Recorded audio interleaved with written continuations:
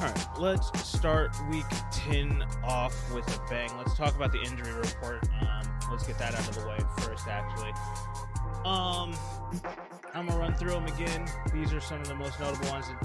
A couple I left out just because everybody should know about those ones. Chase Edmonds. But Baltimore safety Deshaun Elliott went down with a torn bicep this past week. Cleveland cornerback Greedy Williams goes down with a shoulder injury. Jacksonville QB Trevor Lawrence briefly left the game with the low ankle sprain. So that's the less severe one. So he was able to finish that game out, fortunately. Mm-hmm. Dallas running back Ezekiel Elliott briefly also left the game on Sunday with a knee contusion. Buffalo safety Jaquan Johnson left the game with a hamstring. Buffalo running back Zach Moss left the game with a concussion. Mm-hmm. New England running back Damian Harris leaves the game with a head injury, and so does Jonnu Smith for New England. Denver cornerback Patrick Surtain looks like he may have sprained his knee. Minnesota corner Brashad Breeland goes down with a groin injury. Giants running back Devontae Booker leaves the game with a hip. Las Vegas Raiders linebacker Nick Kwiatkowski leaves the game with an ankle injury. Green Bay corner Eric Stokes, rookie, leaves the game with a knee injury. And Green Bay defensive lineman Kenny Clark leaves the game with a back injury.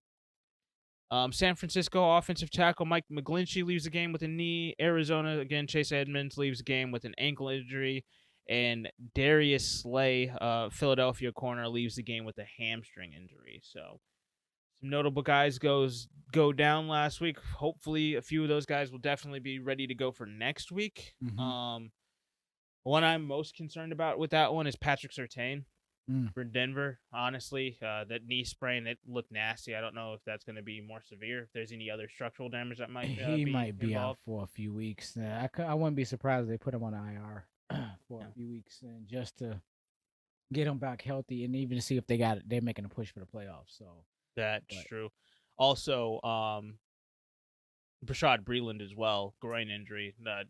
Minnesota really just can't afford to lose guys like that. He didn't even look good in the first quarter. I don't know if he was even 60% going into the. He didn't look good at all, and then finally he limped right off of there. And I wasn't shocked. I'm like, he didn't look good when he was standing there in the first place. So he was obviously playing hurt.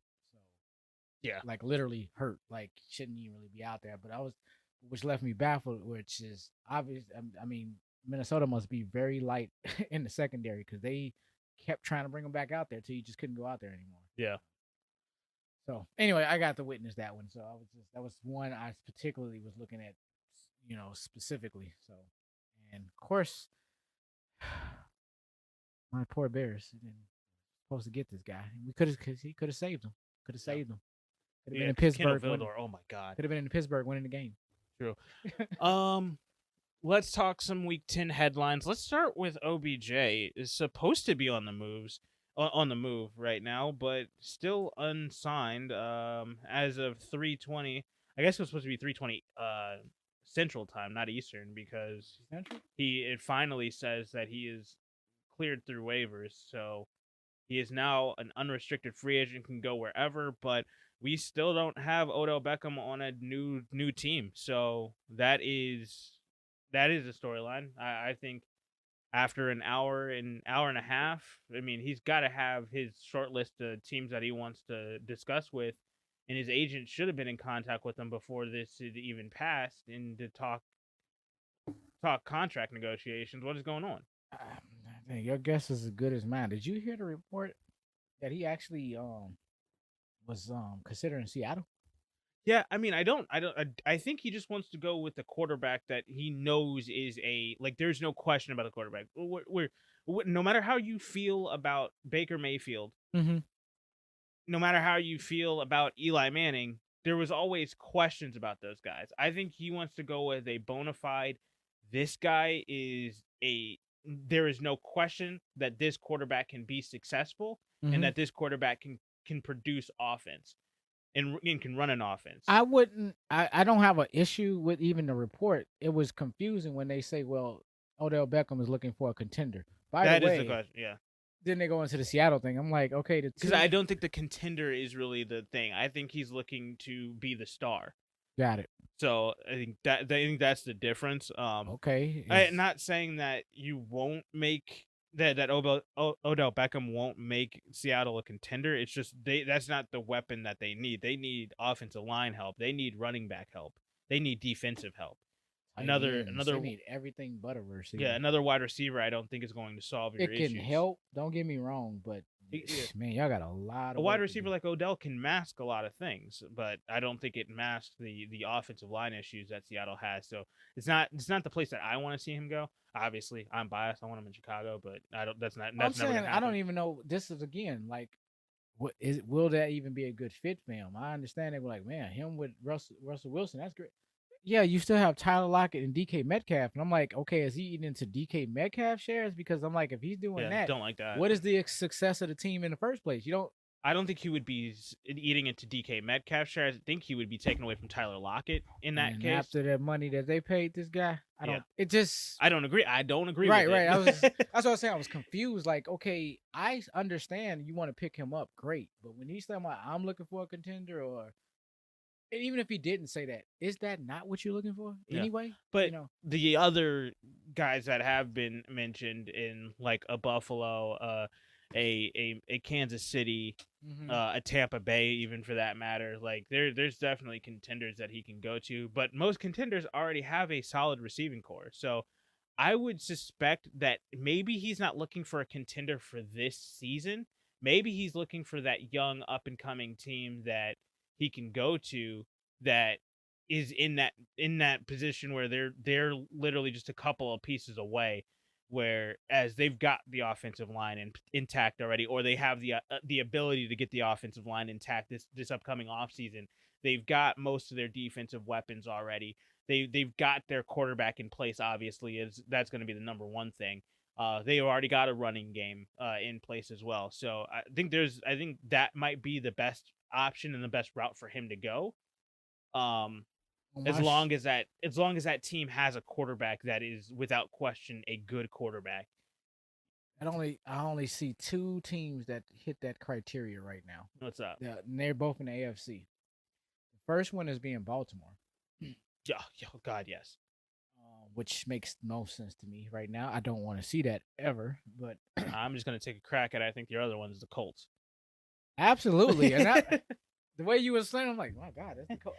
The only thing that is in question will he be okay with Carson Wentz? Yeah. That's it. But I'm like. But when you look at Carson Wentz this season, he has been so efficient. He's been very effective. He's only had literally one bad game this year. But I'm saying, if we're going off the caveat of, there's no questions about the, I mean, there's questions, but there are no questions. I get that. And that's what I'm saying. I think that should be good enough. He will fit perfectly there. Honestly, I like Baltimore more because they're also a contender this year. That's what I was getting. It has the whole package right now. And there's that. I think Indy is, I would, it's tough because I like him in Indy, but I also like the fact that he could be a contender in Baltimore right now. I know another place that would make sense. Rams. I don't think it would happen. I mean, anybody can go to the Rams. No. See, like taking the Tampa out, it don't matter who. Yeah. That makes the team. That's an improvement for whoever the person going and the team itself. Tennessee, Green Bay. I don't like it whatsoever, not at all. But Green but Bay, Tennessee. I love him in Chicago, but especially now that Allen Robinson's going down. Yeah, but I don't know. The hamstring injury. Is he though? I don't know if he's out. They never. They didn't report anything. You did. Somebody. Oh yeah, you did. You told me about it. Yeah. I didn't get a chance to play him though. No, yeah, he's on that long play. In the fourth quarter, on the touchdown drive, he did get. Yeah, he kind of limped off. They were stretching it out, but I don't think he ever came back in. So. Okay, but there's definitely a slew of places he can go and play. I mean, but I don't know. We shall see. I mean, it's only been an hour, so I'm curious. So now that he's clear. He's clear. Is he on waivers or clear waivers? He has now officially cleared waivers. He is now technically an unrestricted free agent. Okay, He can go anywhere that he wants to. He can sign any contract that he wants. I think for the most part, right now, a lot of teams would just be giving him a 1-year deal just to finish out the season. So for the listeners, 7.3 million is voided now since he finally got he's getting paid 7.3 million by Cleveland regardless now. Oh, okay. So once he clears waiver, that money was guaranteed already. Okay, so it was just about who was going to pay it. Yes, that's what the waivers is all about. If he gets claimed off of waivers, that penalty goes with that guaranteed money goes with him. Right. If he clears waivers, that guaranteed money is immediately paid out by Cleveland, or I think they might still do the game checks. But that money is paid to him still, and then boom, you move on to, and now he can double dip, basically, with the contract that he's going to sign and the money that he's getting from Cleveland. Did you see who was number one on the waivers? Detroit Lions. They could use him, but it's not going to solve their issues. Oh no. This was more speaking to they went and got Penei Sewell and didn't go and get the receiver. Well, but then they moved Penei Sewell over to right tackle, and this is what you were saying. They're going to ruin that man's career. So, and I was gonna say, OBJ was not gonna be good for them anyway. You think he was toxic wherever he was, and which he wasn't. Hell in Detroit. Exactly. I'm like, we ain't seen toxic yet. Yeah. That would have been a toxic situation because I'd have been like, free OBJ. Why did y'all sign me? Because the minute it goes south, and it's gonna go south in the first series of every game. Yeah.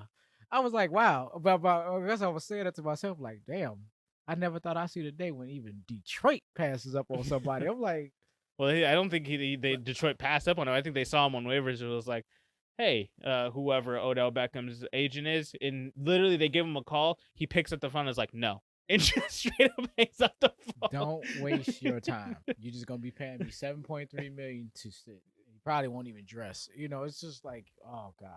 Anyway. I said, neither here nor there.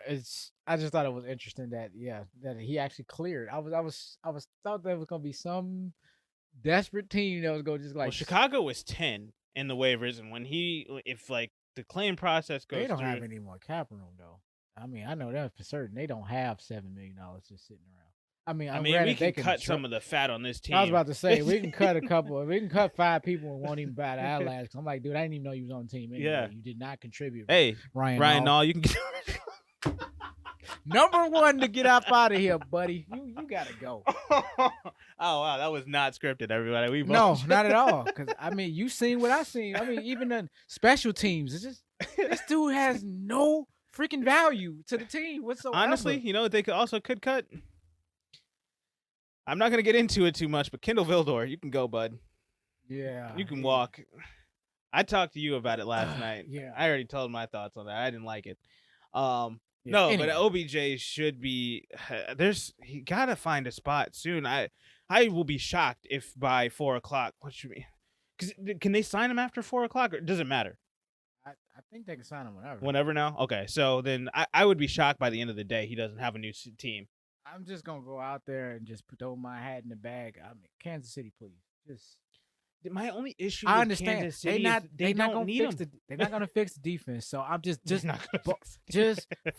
keep fine tuning that offense as much as you can. Fix something. That's all I'm saying. And I'm sorry, Josh Gordon is just not. You know what I think it is? I don't think it's the receiving core. I don't think it's the passing game that's the issue with Kansas City's offense.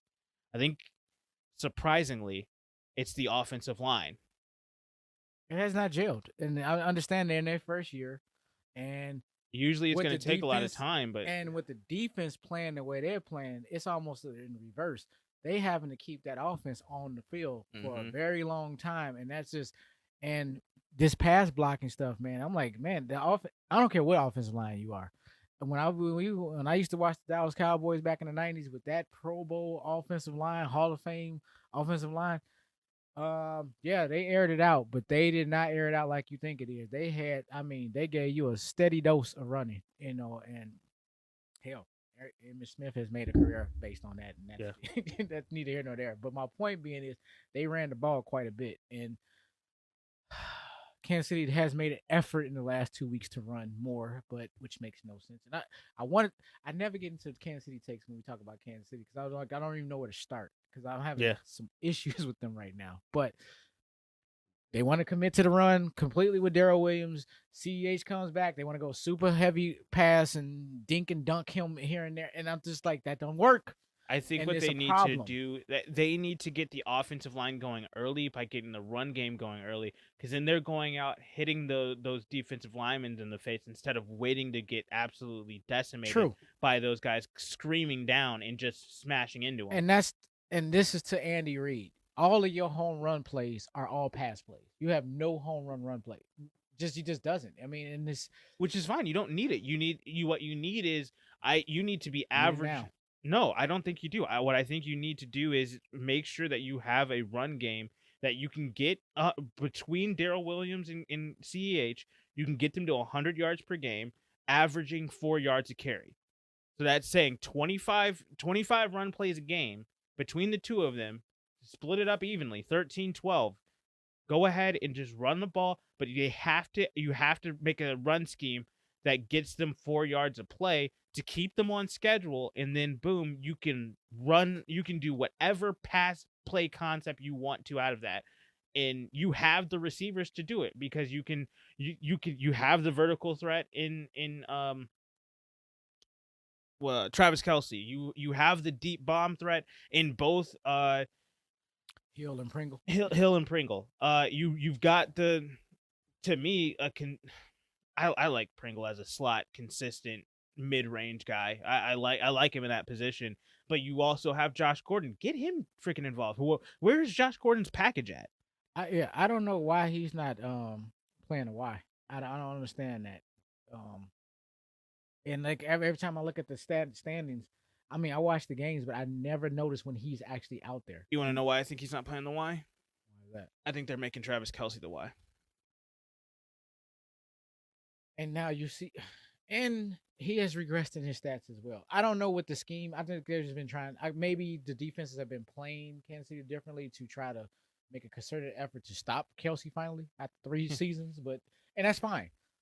That's why I like Odell Beckham coming over here. I just get us more weapons because until we get a, Robinson to step up or Miko Hardman, I completely forgot about Hardman. Jesus Christ. just not those. They have that ability, but just play in, play out. They not those type. They're more gadget type. They're players. not. I don't think Hardman and Robinson can play within an offense. But this is my concern with OBJ too, where they can sit back and allow other guys to get going and then wait for their plays to come to them. I don't think that they have that mentality because that takes a completely different mentality. I'm gonna need some Antonio Brownness to show up in Kansas City because that's what it's gonna take. Yeah, Allen Robinson. Yeah. That's why I say Allen Robinson is the perfect guy for them because he's not a guy that's like, oh, I need 10 touches a game and then I need to get going early. He's not like that. Allen Robinson is like, hey, you throw me the ball whenever you're good and ready. I will be ready whenever you're ready to throw me the ball. I have no problem with that. Only issue I have is I can't see that until next year, possibly. True. That does nothing for me this year. So, but I'm saying but I think it's going to cause more issues bringing in OBJ, where he's another guy who needs to get his touches when you already have two guys that are guys that are they're not to his level for sure, but they're already guys that know this offense and that don't have the ability to just sit back and allow the game to come to them. I don't know. I mean, he gets about 4 or 5 catches in the game and consistent. I mean, a la Tampa Bay model, and he gets going. He may come off of that, but my point is he's gotten burned for 3-4 seasons now in Cleveland. Yeah, he probably needs to just go somewhere and just be the number one guy all by himself. But he said he want to go to a contender, so I'm trying to figure out, dude. Maybe I'm giving too much weight to that statement, but apart from that, that leaves me baffled as to where do you go then? Because I just don't see. I just don't see where he will go. Yeah. At this point where he's just that guy. I still have my fingers crossed. I get some solace. I mean, if he comes over to Chicago, I'll be, hey, everything that happened yesterday out the window. I'm gonna throw out one more team, just for the hell of it, for a home run pick. Arizona. my only issue is that he's not like the rest of those guys. He is a superstar. The rest of them are guys that are going to allow the game to come to them. Yeah, but I don't know. When you have a DeAndre Hopkins already sitting there, it's like, do you really come over here and try to disrupt? I, The, I, the, I understand. but I think that's why he's I don't choosing know his how destination. jaded he Yeah. is. So I don't even know. We're just speculating. It's the first couple of hours. We don't know. He can go anywhere. Hell, he might end up. I mean, by the time we're done recording, we probably might have his new destination. And look, let me be very clear. Based on the criteria that all this is going out there, apart from competitiveness, man, look, dude, I ain't gonna bat an eyelash if we get done recording and all of a sudden you in Jacksonville, okay? Because that I will be absolutely shocked by. Why didn't you just let them it's claim you off for buddy. waivers? It's all you. Because Jacksonville didn't want to pay the bill. True. So, I'm just making a point. Like, you want to be the guy? There you go. Go to New York. Go to Jets. They trying to make more of the guy. You know what I'm saying? They're trying to make more of the guy, but hey, you have, because that's the difference. That's between that's the difference. Want to send him there? I don't know. He's gonna go there. I'm just saying, if that's the case, if you just want to, I'm saying, I'm looking at them like Detroit, like. We'll pass. It just doesn't work. Yeah, it doesn't work for y'all. Just, the Jets got to be like, I hear you, but it's like they seriously be sitting there trying to consider. Especially if he wants to be back in that New York market where he was thriving with the Giants. He wants to go to Buffalo. That's what he meant to say. That's true. I mean, I would have no problem with him over in Buffalo. Won't be but then again, are you the number one guy now? But the difference is that I think with Stephon Diggs' temperament, those two guys might be able to play that together well. That could very well be. Because Stephon Diggs obviously has that like dog mentality to him, as opposed to these other teams where it's not that they don't have like a go get it attitude. It's just they're able to take that step back and not have so much ego. And so that's where I'm at with it. But I'm excited to see where he's going. There's half the league. He can end up anywhere. That's what makes. I'm just like, I'm intrigued. Like, oh my god, who's gonna sign this guy? So, well, I will keep an eye on that because I am very curious to see where he goes. Yeah, my phone's out. I'm ready for the notification to flash across my screen. So, let's talk about the Raiders for a second here. They've had a tough month. If we want to go back to, I don't even know how many weeks ago it was now, John Gruden gets fired for his racist and misogynistic emails from a few years ago, and how those have surfaced. Before we dive into the Vegas side of things, I do have an issue with the NFL not releasing all of this information and hiding it, especially also what is pertaining to the Washington investigation. NFL, nothing. No, BS. According to them, that's what they found. Excuse my French, bullshit. Oh, you don't have to tell me. Dan Snyder, he doesn't have emails out. I'm not getting into it. After all of that controversy over there, you found nothing. Absolutely not. And also, Congress is coming after the NFL for that because they did subpoena the NFL to come have a deposition in Washington, D.C., and they declined. The NFL declined it, but now there is a kind of a pissing match going on between Congress and the NFL. Like, well, now they declined. Now what? Are we going to actually go after them for not respecting the deposition, or some sort of discourse here? Everyone needs time to erase the files. Yeah, true. They need time. So. It just pisses me off that they're going to try to sweep this under the rug. Like, oh no, we solved everything. Like, no, you didn't. There's racist and misogynistic and homophobic people all across through the NFL, and it needs to get absolutely. This is covering a lot of things as you keep going. Yeah, they need to just completely drain the NFL and restart, because there is way too many people that have these old adages, and it is way too traditional to continue to allow these people to be in power and to influence a whole generation of young talent. So, yeah.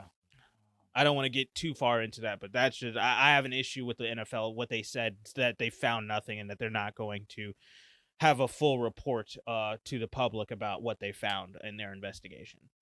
But back to They have nothing to hide. back to Vegas. John Gruden gets fired for his racist and misogynistic emails, but Vegas doesn't seem to be phased from that. They just continued to roll on. They got a couple of wins after that. And then tragically, last week, we have Henry Ruggs in the car accident for drunk driving, and that resulted in the death of a young lady and her dog. That was just that was hard to even. Was he going 156 miles per hour he was going, and he was only able to slow down to 127 in the 2 seconds that in between the time that he realized that he was going to hit this lady. And blood alcohol level of 161. Come on, that's twice the legal limit. Plus that's after a time span of a few hours between him actually getting picked up from the scene of the accident and actually getting his blood drawn at the hospital. Mm-hmm. So God knows what he was at, 2.5 maybe. I don't know. It's a tragic story because a life lost, now a career lost. It's just Don't drink and drive, guys. This is and as I was telling you, I was playfully telling you at the time. I hope this really is not going to be some kind of correlation between that type of behavior or situations happening in them in the city of Vegas. In the city of Vegas, like, well, it doesn't help with what happened earlier this weekend. Damon Arnett, cornerback for Vegas, now gets arrested, or no, he got cut for having a video this weekend surface that showed him with a gun in making death threats to God knows who, but still, come on, especially after what happened with Henry Ruggs just the week before. How do you allow something like that to surface? How do you record a video like that? I don't know. I mean, we can go all the way back to New England and go into the whole Aaron Hernandez situation. How did that happen? God. You know, it happens. But at least that was the off season. He was away from the team facilities. There was. It's hard to kind of keep track of guys and get at, especially. But the commonality is, who are these players surrounding themselves with? Exactly. And the activities that they get now. Like for Ruggs, what the hell? What time was this? You know what I'm saying? Like 3 a.m. Exactly. Like, don't you have practice in the next morning? And it's just one of those, like, what the hell? It's almost like, why are you even here in the first place to even have this situation happen? Let alone, you could be drinking, you could be in a club somewhere, you could be at home. So why are you out in your own car by yourself? Well, the thing is, you're because the story is you're at Top Golf. You got absolutely smattered at Top Golf, and you're having fun. Story? I didn't even. He was coming back from Top Golf. His girlfriend was in the car, and with everything that was happening, the thing that pisses me off the most about it is that the NFL has a service that basically you push a button and you've got a driver showing up in less than 10 minutes. Well, this is, and this is not a knock to the NFLPA, but it is a knock to just athletes in general, man. Like there is a group of them, they just stray. I do believe, like the NBA, the NFL, MLB, they do justice for rookies to the symposiums and these workshops to really get them orientated to what life. You have a ton of money, you have a ton of freedom, and a ton of. You got to be responsible with it, and a ton of resources that's afforded to you on top of all of that, and yet these stupid stuff like this. And thank goodness it's an outlier in comparison to the rest of the league. Yeah, it's alarming at the rate that we still seeing it. Like, what the hell? I guess maybe $10 million just keep you up all night just to have it. You're just so antsy, you don't know what to do. You can't sleep, obviously. Tragic story in Vegas all the way around. This has got to be, and this is where when if you want to relate it back to football. Al Davis is turning in his grave at this point. That's what I know. It's just fair. A couple times. But when you look back at football, this is what I think is going to be the issue for Vegas moving forward, is just the distractions off field, I think, are going to taint the good play that they've had all season long. and you in a division that you're in, you cannot have off-field distractions like this. You have to be locked in for the remainder of the season, and especially now that the trade deadline is passed, you have your only real way is to improve your team. If things like this happen, is to go and sign guys off the other team's practice squads. Right. And that's not going to help you this year at all at this rate. I mean, we at best you're looking at a diamond in the rough, and like you can't game plan around that. It's just I don't know. There might be a sitting duck right now. And I guess this is what you were transitioning from the Denver Vegas thing. I'm Yeah, guessing. that's what I was going. I would have gave you the Kansas City argument. I my stance is changing. I don't like what I've seen in the last two. I'm not impressed. I'm not either, but it is ugly football, but they have won the last two games. That's the only thing I can say. They did get that's nothing else to be said. Back to Vegas. I was just making a caveat. Yeah. No, but this is what I was saying. Like you were saying, this is what is going to allow the door for another team to take that spot in the playoffs. And it's sad because outside of football, obviously, loss of life, just loss of 2 careers here now, because I don't see anybody going after Damon Arnett. I know. I mean, if this guy gets called in for a practice and an audition, just really unless he really wows them, he's never going to get signed anyway. I don't think you're going to be hearing this guy's name much. Yeah, these stories are just like, oh my God. And in today's world, and we in this new woke culture and cancel culture, probably done. I saw, I don't. It's just a sad story. I don't want to sit here and ridicule these people for why they did what they did. And at the end of the day, speaking of that, for the people just absolutely admonishing Henry Ruggs, stop. The dude is going through enough right now. Like, yes, everybody makes mistakes. He is 23 years at the most years old, and not saying that excuses his behavior. No. Yeah, but it's not saying that he was malicious. Yeah, and he knows he took the life of somebody. He has to live with that every single day. He is the one who is going to be in jail. He is the one who is going to have to make do with himself, make do with that family, and make everything right in that regard. Right. And he's in enough hot water. He's got enough going on. He doesn't need the public shaming as well to go through. He's shaming himself enough. I if it was me, I don't know if I like how you could live with yourself doing that. I don't know. I don't even want to begin to speculate. I just, again, it's a tragic story in the NFL. I mean, I'm glad we're talking about it, but yeah, Vegas is going through it right now. Yeah, that is without a doubt. If we want to publicly ridicule somebody, let's publicly ridicule the NFL refs.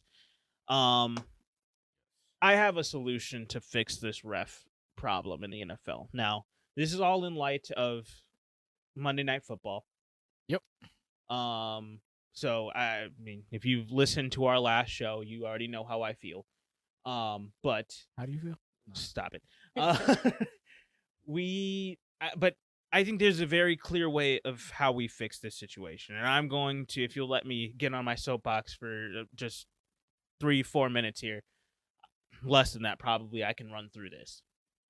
So I think the solution to fixing the refs in the NFL, where they're making bad calls, they're missing egregious no calls, and they're not correcting the calls in real time, and also with the people that say that they don't like the review game and they don't like how they feel like the review is going to extend the game.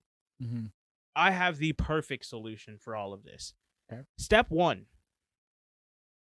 We're cleaning house this offseason. Nobody that is an NFL referee is guaranteed an NFL refereeing job next year. Okay. Now, you take those contracts or however you sign these NFL refs that are part-time, You make these full-time refs now. And with that it does come with a pay bump. Make it an incentive to be an NFL ref. I mean, it's $200,000 to be an NFL ref a year, and they can go on to these TV stations and make $1 million in one season just for being on TV. So, what happened to the refs in the first place? I'm spacing. Like, why don't they have full-time refs now? I don't know why. There is no legitimate reason as to why the NFL does not employ full-time refs. So by design, the NFL to be a NFL, if you were just go into on the online and Googled it and went on the NFL website, careers page, but it say NFL referees, it will definitely fall under part-time work. Is that what I'm saying? As opposed to a full-time employee. Yeah, because you're only working 3 hours a week. It has to be something else that goes on. Like they just, I mean, do they like pull up right alongside with the fans and just walk in like? And they drive their own cars to work. They do have their own parking section. Oh my God! But they show up to work in their 4-door 1990 goddamn Toyota Corolla. Okay. The green one too. Oh.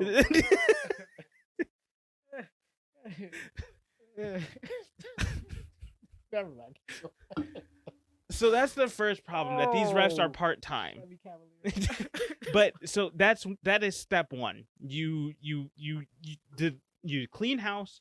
The contracts that you currently have for the refs are done, and now there is no more part-time refs. Treat them like real employees, maybe. Yeah, and you make them full-time employees of the NFL. Do they get benefits?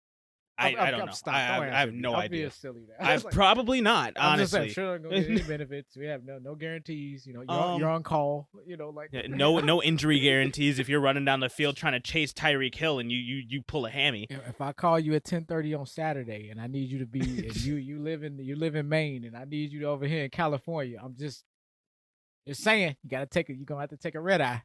Yeah. All right. I'm done. I'm done from playing with that. I never knew that. That's freaking fascinating. Like, no, they're not full-time employees of the NFL. We put this in the hands of part-time scab refs. You know, throughout the entire time that the NFL refs, like, what was that, 2011, 2012, when we were having literally off the street refs. And they're literally the same thing as the refs that we already have employed. They're just they're literally just the next wave of those guys. I'm gonna say it's not much different.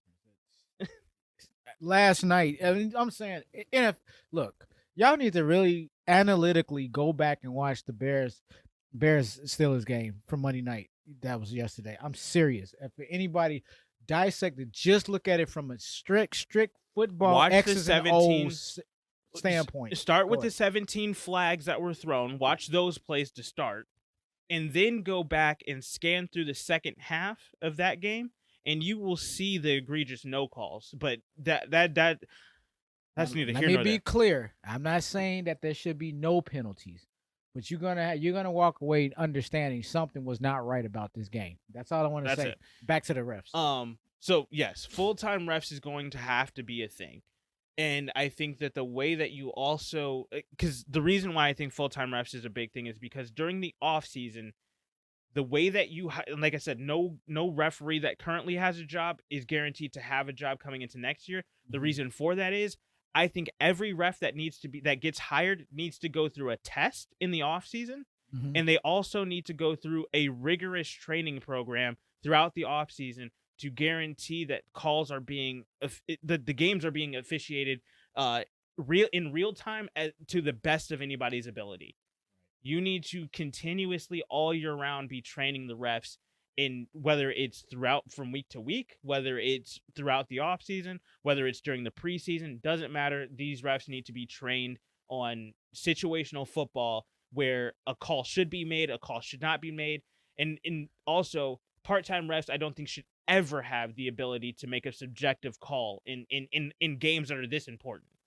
And I will just add to your list, I don't think whether it's a part-time or a full-time ref, I don't think any ref should be throwing any flags, making any calls when they are not even looking at the play. True. Gonna leave it at that. All right.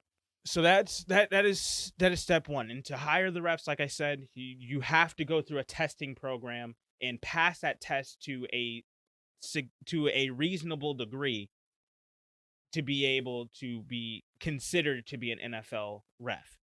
So from the pool that make it to that stage. Yeah. Now, the way that you fix a lot of this is to have a full-time, and you can have 16 new employees to the NFL by just anonymously you need to have an anonymous on-site sky judge at every single game. So 16 of these guys, their schedule is to go around to every single one of the stadiums throughout the season, and they need to be anonymous so that there's no ego involved, and on site so in real time they can make a call and quickly get that back down to the to the referees that are on the field to help them make the decision. My thing is that the sky judge is not there to make them put down a flag or throw a flag onto the field. It is there for when they do throw a flag and they're wrong about it and it's a play that they just missed, then they can correct that. For the no calls, we'll get to that in a second on how we fix the no calls. Okay. One way of doing that is to fix the goddamn rule book. Taunting has to go. That is the dumbest rule. I understand having an excessive celebration call. Taunting, 15-yard penalties, and an automatic first down, miss me with that. That is the dumbest rule in the NFL. This isn't college football. This isn't high school football. You fucked up. I am going to make fun of you. Be a man about it. If you want to not get your feelings hurt about it, stop me then. I thought this was problematic when they instituted it some years ago. From the aspect, it is freaking football, man. What are you talking? The nature of the game is to taunt and to show up your opponent and to administer as much punishment, physically, mentally, psychologically, however, spiritually, however you want to look at emotionally, all of that. I mean, and until somebody gets injured, and then all of it, the hypocrisy comes out. But neither here. I digress from that. But yeah, I'm like, he taunted me. How? Because you're a grown man. Grow the fuck up. I'm tired of if you're really because he tackled me and then he stood there and he stared at me. The thing is that you don't hear a single NFL player come out and say and have any issue with when there is an egregious taunting call where I got stood over or I stand up and I push you back because you are taunting me. It's like, okay, we're men. Yeah, you're gonna stand up for yourself. Yeah, I'm going to taunt you. I'm gonna make fun of you when I make a play on you. When I moss the hell out of you, I'm gonna spin that ball at your damn feet because this DB can't stop me. Because because it started in the caveat, and I remember this, and I remember it started in this caveat of unsportsmanlike conduct. And then it finally went. It's like, well, we're just gonna put a taunting call in there. A taunting is a subsection of unsportsmanlike conduct, which is also should be a branch on competitiveness. And and it's part of trash talking. Is trash talking considered taunting? Not necessarily. It's what I'm saying. It's very slippery slope. And again, too subjective. I was gonna say we're dealing in a world of subjectivity, which is ridiculous. And it's just okay. This is not no knock or anything, but come on, man, 70-something-year-old white ref, and and I'm a 23-year-old African American, male out here doing my thing. We can't relate. We not even seeing the same play, let alone the world. You barely know what the hell I'm saying, right? It just all I know. It makes you uncomfortable, and and then that's what it comes out. There's no place for this in the game. You're showing people up, and this, And the only people that are saying this are not the players on the damn field. Or coaches, or no. Mike Tomlin came out and said, we're trying to clean up the game. No, you're just saving face because you knew you escaped with that win last night. He doesn't count in this. He was the beneficiary of what just went down. So that's one thing. Taunting has to go. Yes. Roughing the passer needs to be completely reworked. It needs to be something that is so clear that yes, I understand you can't land and put your body weight down on the quarterbacks because we want the quarterbacks to play as many games as possible because they are the cash cow of the NFL. Totally respectable. I understand that. But when we have a Justin Fields getting hit multiple times in the game, well after the play, well after he's given himself up, well after he's already stood on the white for at least 3 steps and he's still getting touched, still getting hit, and we're not throwing flags for that. Whereas a routine sack tackle on Ben Roethlisberger is getting called for roughing the passer because he hit his head on the helmet of his own offensive lineman that got drove back because he could not stop the damn pass rush. Oh, then the other one was called on his own player got pushed into him, and they called a roughing the pass. No Bears defender ever touched him. But go ahead. I just thought those two have to go hand in hand together. That was the other one I couldn't remember. Yeah.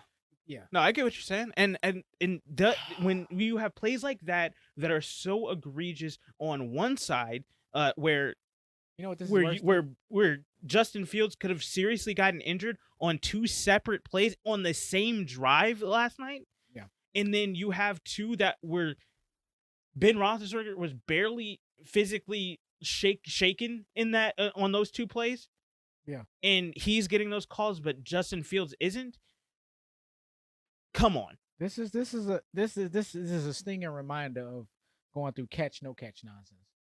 That same phase of we're just making up rules as we go. Speaking of which, we have to fix the catch rule. No, I'm kidding. They have. We still do. No, I mean it's better than what it was back with Des Bryant, but continuously needs to be worked on. Always can you be improved here. Another one that I think needs to get another rule example of a rule that needs to get addressed is the lowering the helmet rule.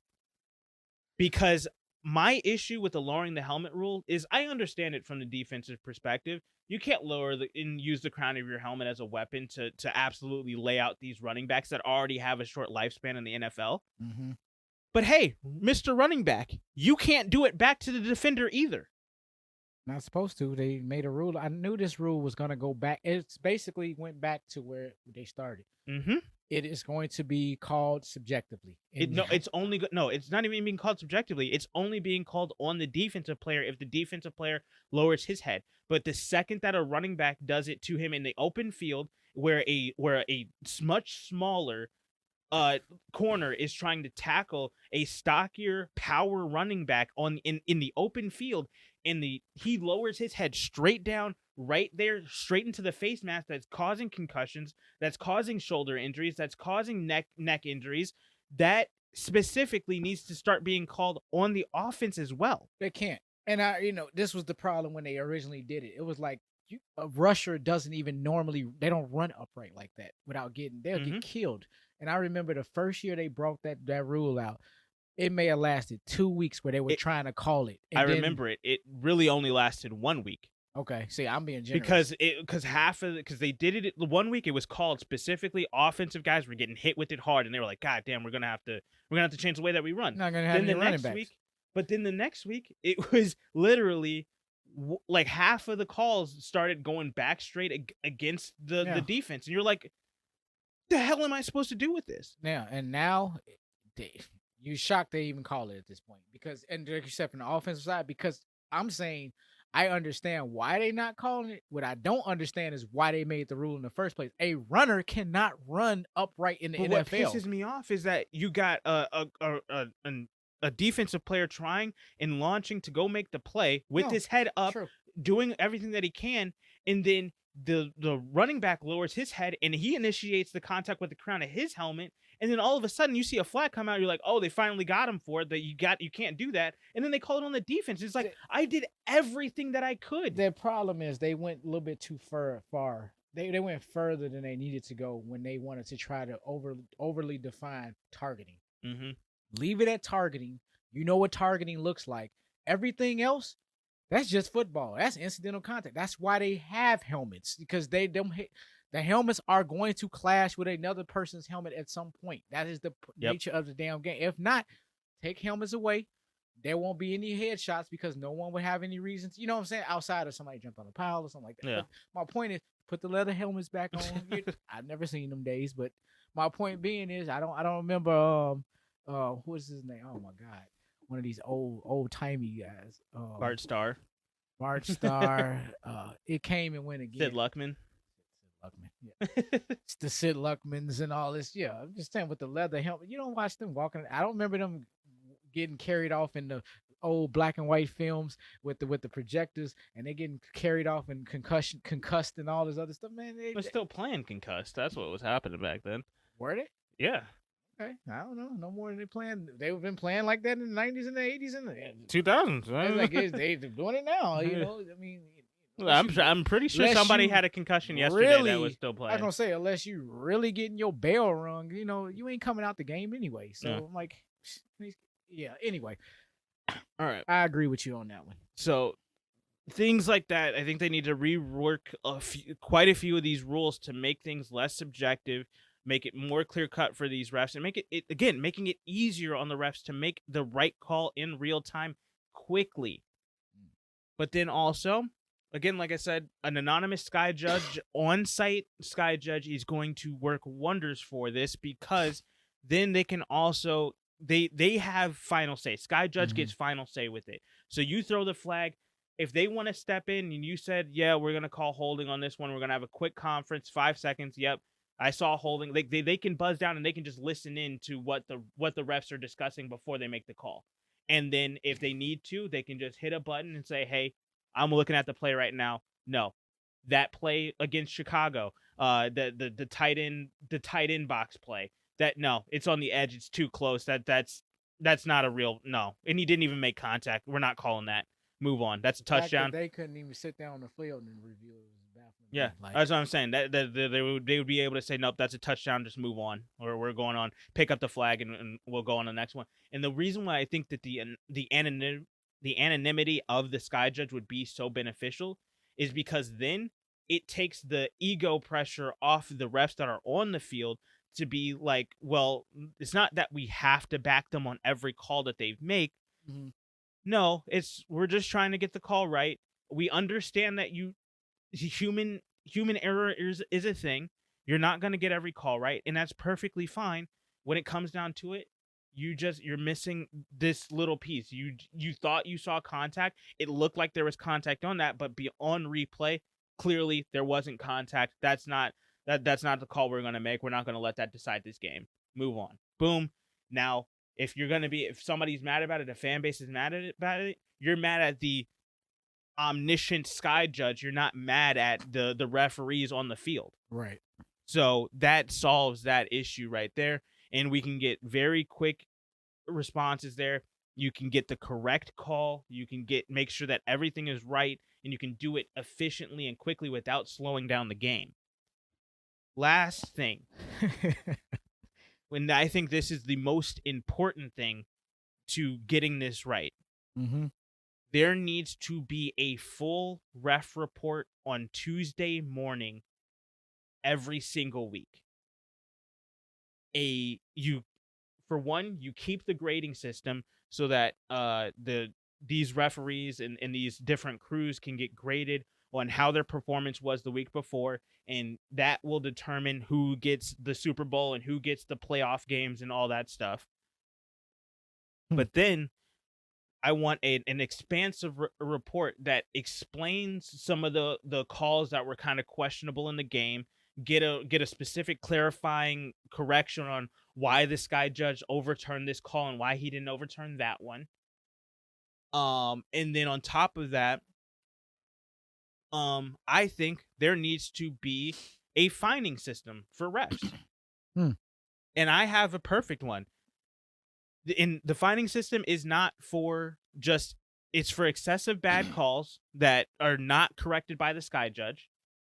And it's for obvious no calls that were made, because the sky judge, again, does not have the power to throw a flag on a play. He's just only has the power to pick up the flags that are not that are thrown that shouldn't have been thrown. Got it. So to stop the obvious no calls from happening, all of these refs have to be locked in, because 0 to 5, we understand it. There's an 18-week season. You're gonna miss some stuff. The first 5 we'll let go. You have that You have that freedom. We understand you're going to make mistakes, and sometimes the sky judge is going to make mistakes, and he's going to miss some stuff.